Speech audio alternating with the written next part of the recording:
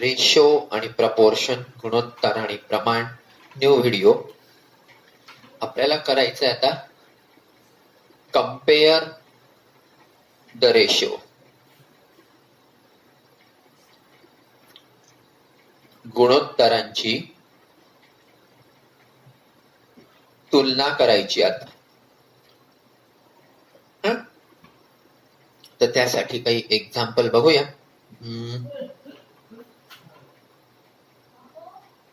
चलो 4.2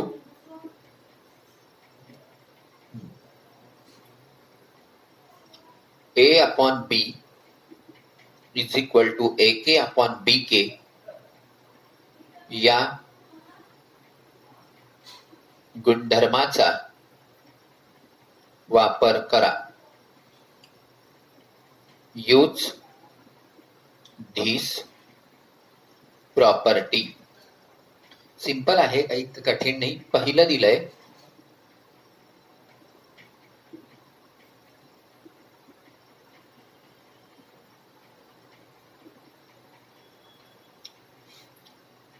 हा, तर किती सिंपल आहे.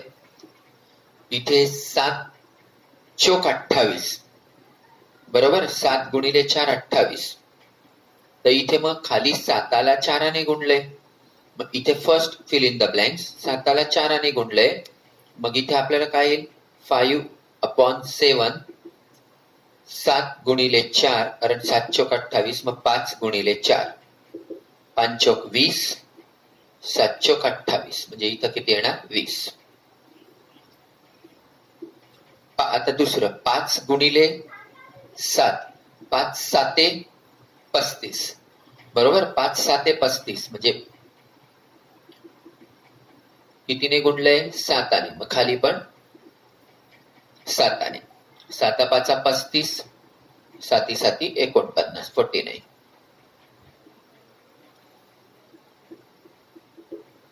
आता इथे 7 5 35 होतात, पण इथे पॉइंट आहे म्हणजे 0. 7 5 35 होतात म्हणून 5 ने गुणायचं, पण पॉइंट आहे म्हणून 0.5. मग काय 7 5 35 पॉइंट नंतर एक घर आहे. 5 5 25 पॉइंट नंतर एक घर आहे 2.5. क्लिअर. चल नेक्स्ट.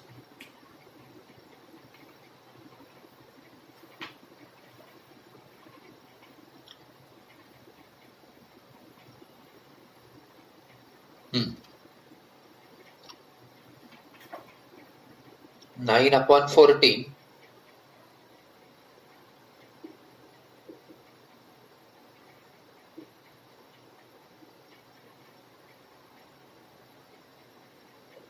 चलो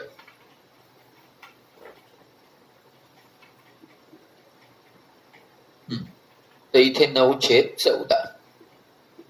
9 5 45 म्हणून 5 ने गुणा, पण पॉइंट आहे म्हणून 0.5 है ना.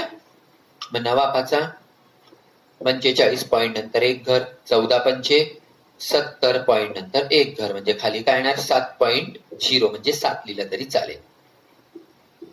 9/14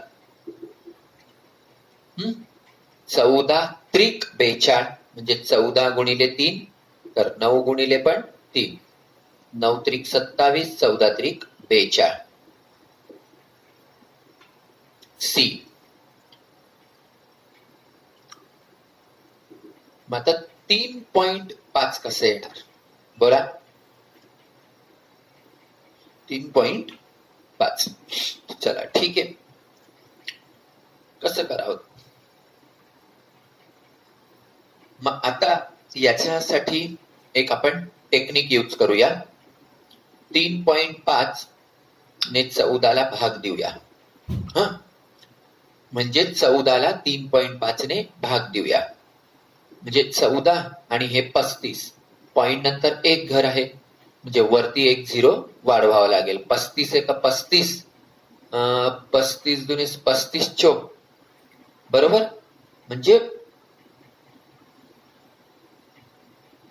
इथे 4 येईल तर तर मग आता 4 येण्याचा अर्थ काय, तर जरा नीट लक्ष द्या. या ठिकाणी 140 आहे, म्हणजे 1 म्हणजे 14 आहे आणि तिकडे 35 आहे. तर याला जर मी त्याला त्या साईडला मी जर 0 पॉइंट म्हणजे त्याला मी 4 ने जर गुणलं तर मग या ठिकाणी काय येईल, 4 ने गुणलं तर बघा नीट लक्ष द्या. 14 ला जर मी 4 ने गुणलं, नाही सॉरी 3.5 ला जर 4 ने गुणलं तर 14 उत्तर येईल. बघा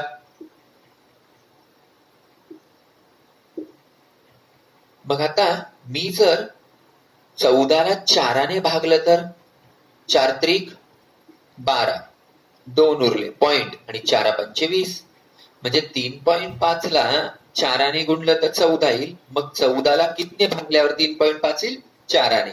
म्हणजे इथे काय करावं लागेल, वर पण 4 ने भागावं लागेल, खाली पण 4 नेच भागावं लागेल. बघा इथं तर मी भाग दिलेलाच आहे, 4 ने 14 ला भाग दिला तर 3.5. आता 9 ला 4 ने 9 ला भाग द्या, 4 दुने 8, 1 उरला, 4 दुने 8, 2 उरले, 4 पंचे 20, 2.25, खाली 3.5. क्लिअर. चला पुढचं. हे ऑलरेडी आता पुढचा क्वेश्चन झालेला आहे मागच्या व्हिडिओमध्ये.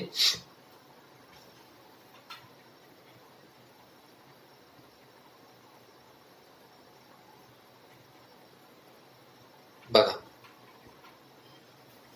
Find the ratio.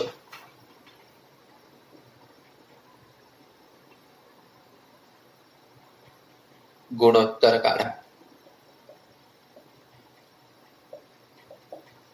पहिलं दिलेलं आहे त्रिज्येचे परिघाशी असलेले गुणोत्तर. वर्तुळाच्या त्रिज्येचे परिघाशी असलेले गुणोत्तर.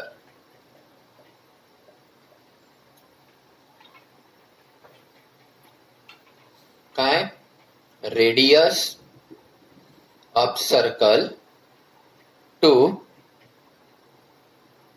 सरकम्फरन्स. शॉर्टकट लिहिले तुम्ही पुस्तकातून, तेवढं लिहून घ्या. मग वरती काय येणार, रेडियस त्रिज्या, खाली काय येणार, सरकम्फरन्स म्हणजे परिघ. आठवा, त्रिज्येचं सूत्र आहे आर, परिघाचं सूत्र आहे 2πr. मागच्या वर्षीच झालेलं आहे ना, परिघाचं सूत्र circumference 2πr, R R cancel, वरती काही नाही म्हणून 1, खाली 2π म्हणजे 1:2π. चला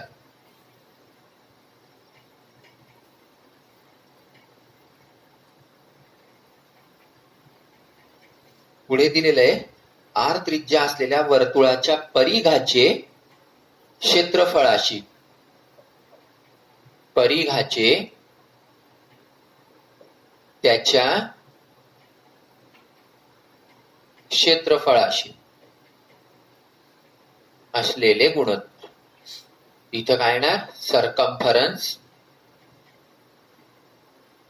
टू एरिया. शॉर्टकट लिहिलंय आम्ही, परिघाचे. चला करूया. मग इथे काय लिहिणार, परिघ सरकम्फरन्स. इथे काय लिहिणार, क्षेत्रफळ एरिया. मग परिघाचं काय सूत्र आहे, 2πr आणि क्षेत्रफळाचं πr चा वर्ग. बरोबर ना, सूत्र पाठ पाहिजे. मग हा pi cancel, pi cancel, R cancel, R cancel. मग काय उरला, फक्त 2 उरला आणि खाली काय उरला, आर, म्हणजे 2r. क्लिअर. सूत्र लक्षात ठेवा, formula.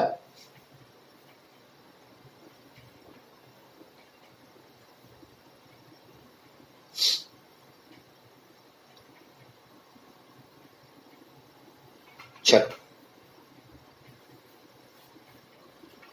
7 semi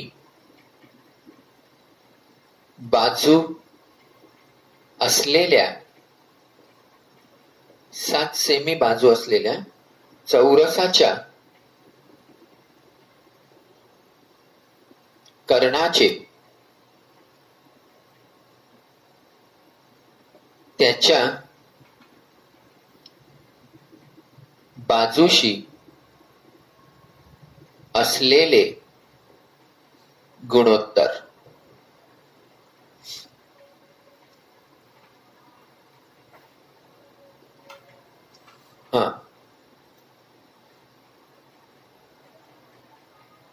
ratio of diagonal of square to its side having side 7 centimetre. बाजू माहिती आपल्याला 7 सेंटीमीटर, म्हणजे साइड आपल्याला माहिती, पण आपल्याला डायगोनल काढावा लागेल. बघा मग आता हा एक स्क्वेअर काढला म्हणजे चौरस, ही त्याचा डायगोनल म्हणजे कर्ण. मग हा 90, सगळे कोण 90 असतात हे तुम्हाला माहिती आहे. चौरसाच्या सगळ्या बाजू सारख्या असतात हे पण तुम्हाला माहिती आहे. All sides of square are compact. मग बाजू किती आहे? 7 7 7 7. मग या त्रिकोणात पायथागोरस यूज करा, म्हणजे पायथागोरसचं प्रमेय वापरा आणि एसी काढा. त्रिकोण आहे एबीसी.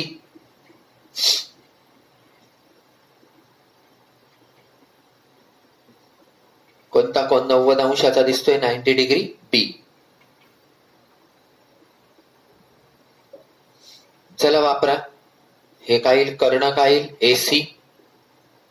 एसीचा वर्ग, वन साइड एक बाजू एबी, एबीचा वर्ग, दुसरी बाजू बीसी, बीसीचा वर्ग, है ना?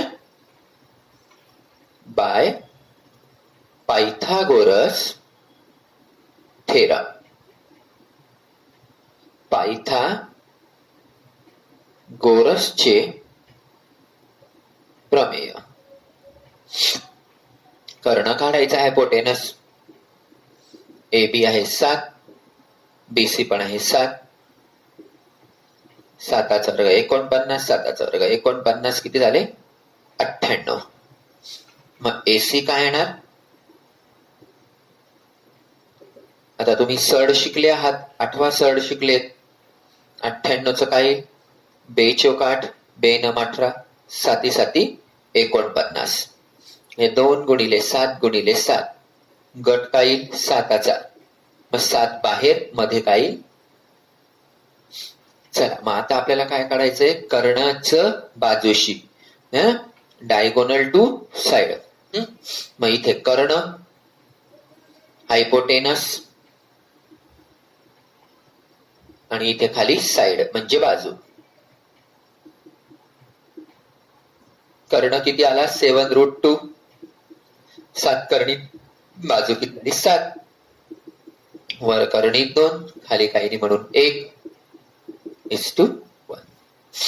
क्लिअर? चल.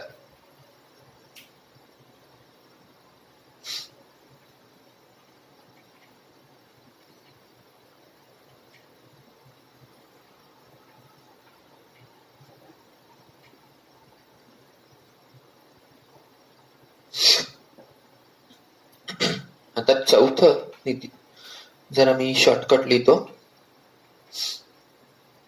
आयताच्या परिमितीचे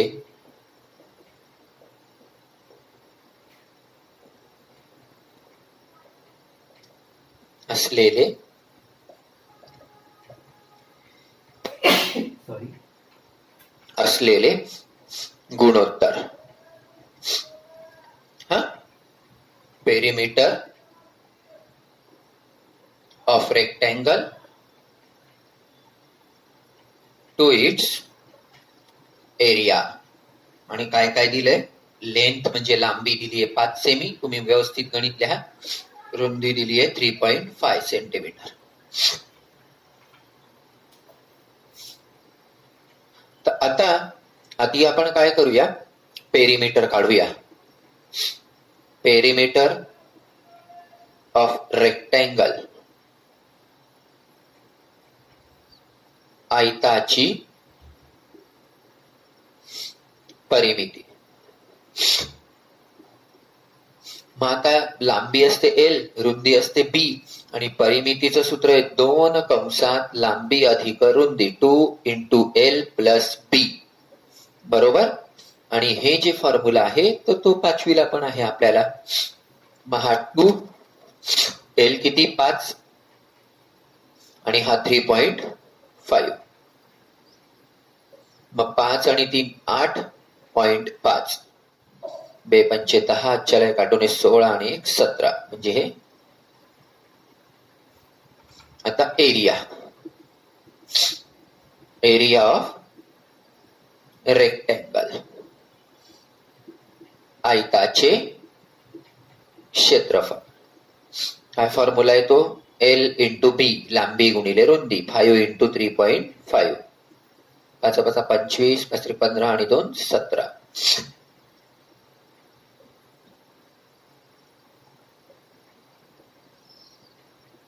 आता काय करायचंय? परिमितीचं क्षेत्रफळाशी. मग इथं लिहिणार मी परिमिती, पेरिमीटर, आणि इथे लिहिणार एरिया म्हणजे क्षेत्रफळ. परिमिती 17.5. पॉइंट नंतर 1 घरे, कशाने भाग जाईल? 5ने.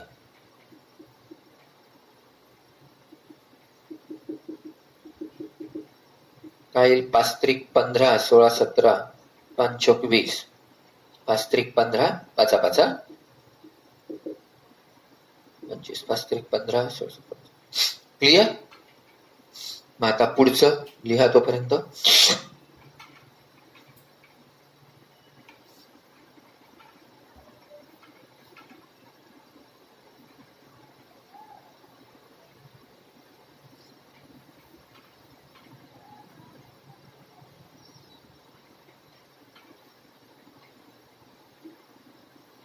चलो,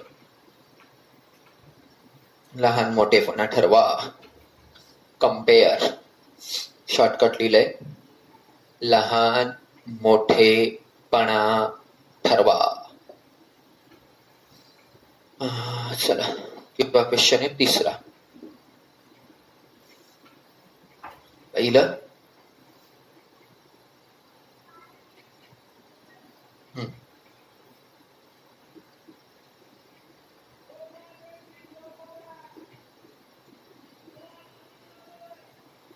बघा आता कसं सोडवणार. तर क्रॉस मल्टिप्लाय. नीट बघा, पहिल्यांदा हे याचप्रमाणे ऑर्डर लक्षात ठेवा. आधी इथून इथे म्हणजे √5 इंटू √7, कॉमा, आणि मग इथून इथे 3 इंटू 3. किती येईल? 5 7 35, 3 त्रिक 9. पण आता हे कम्पेअर नाही करता येणार. इथं रूट आहे, इथे रूट नाहीये, इथे करणी नाहीये. मग वर्ग करावा लागेल. वर्ग करू, टेकिंग स्क्वेअर. जर वर्ग केला याचा स्क्वेअर आणि याचा स्क्वेअर, वर्ग केला तर हे निघून जाईल. फक्त 35, 9चा 81, कोण मोठे? 81. म्हणजे काय येईल? √5/3 लहान असेल. क्लिअर? चला लिहून घ्या.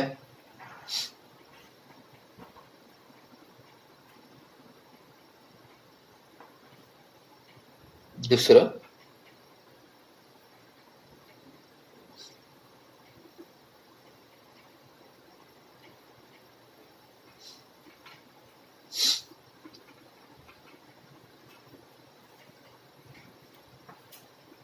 √5, 3 कर्णित 5,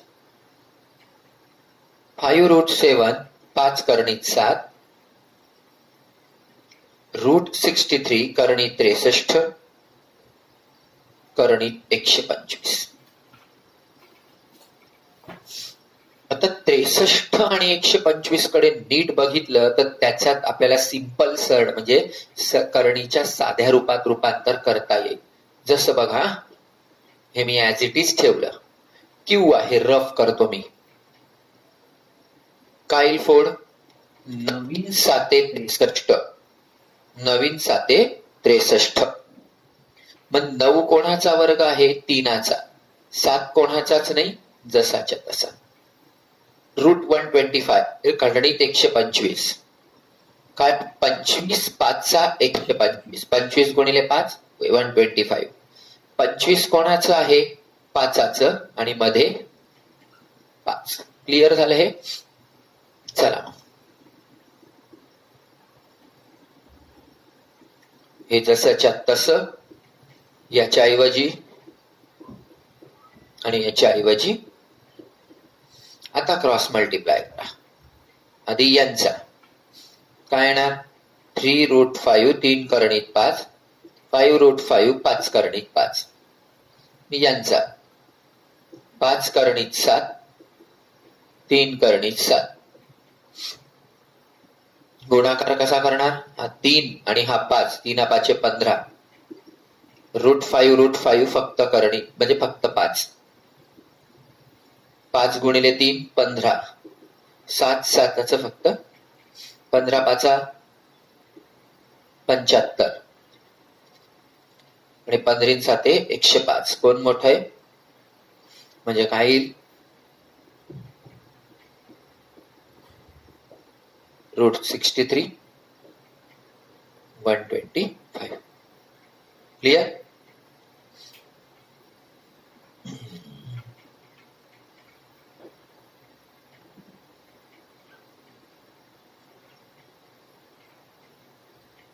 चल, पुढचं तर फारच सोपं.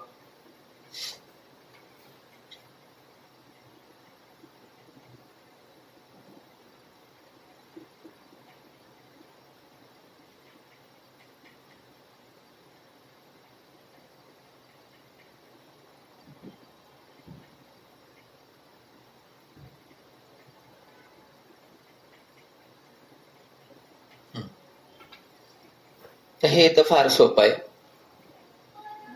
आधी यांचं 5 गुणिले 121 आणि 18 गुणिले 17.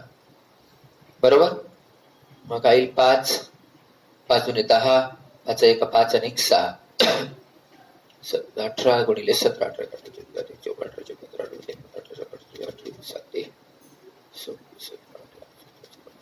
जाते. बघ 18 गुणिले 17. 7 8 56. 7 आणि 5 12. 8 1 306. कोण मोठं आहे? झालं.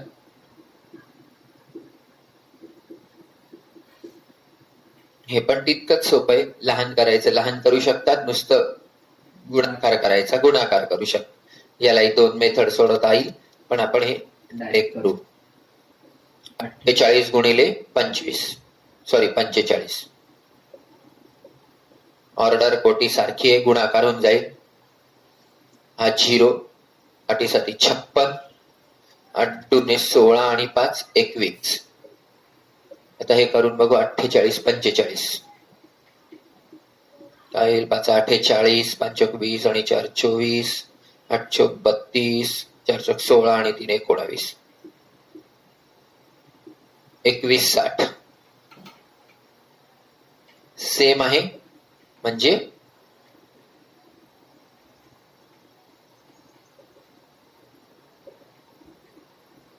सेम आहे. क्लिअर? नेक्स्ट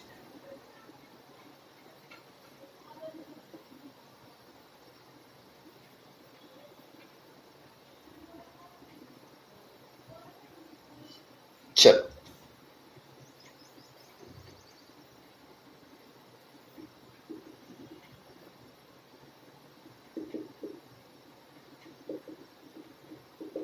बघा आता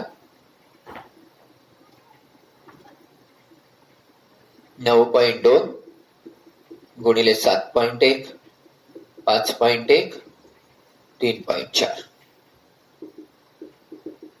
काय येणार 2 9 7 दुने 14 9 7 63 आणि 64 दोन हा एक आणि 65.32 4 20 0 3 15 17.34 बरोबर 2 9 0 14 63 आणि 64 4 20 0 3 15 4 3 65.32 17.34 कोण मोठा आहे हा म्हणजेच 9.2 5.1 मोठा आहे 3.4 7.1 चला लिहा